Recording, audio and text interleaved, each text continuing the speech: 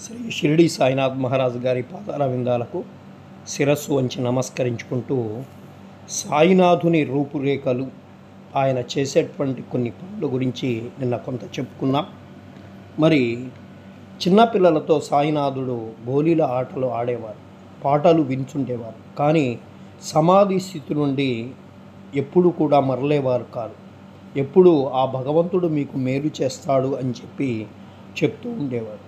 ప్రపంచమంతా నిద్రించే సమయంలో ఆయన మేల్కొని ఉండేవాడు. ప్రపంచమంతా మేల్కొన్నప్పుడు ఆయన యోగ నిద్రలో ఉండేవాడు. వాని అంతరంగము సముద్రం వంటిది. కానీ సముద్రంలో ఎప్పుడూ అలల శబ్దాలు, అలల తాకిడి ఉంటుంది. కానీ ఆయన బయటకు ప్రశాంతంగా కనిపించేవారు. వారి ఆశ్రయం, వారి చర్యలు అర్థమయ్యేలా ఉండేవి కావు. వారి దర్బారు ఘనమైనది.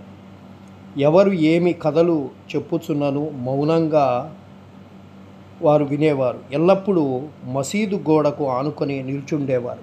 లేదా ఉదయం, మధ్యాహ్నం, సాయంత్ర సమయాల్లో లెండి తోట వైపు కానీ చావడి వైపు కానీ పచారులు చేస్తూ ఉండేవారు. ఎల్లప్పుడూ ఆత్మధ్యానమునందే మునిగి ఉండేవారు. సిద్ధపురుషుడైనప్పటికీ సాధకుని వలె నటించేవారు. అణకువ, నమ్రత కలిగి అహంకారము లేక అందరినీ ఆనందింపజేసేవారు. సాయినాథుని పాదస్పర్శతే షిరిడి నేల ప్రాముఖ్యం పొందిందని చెప్పుకోవచ్చు.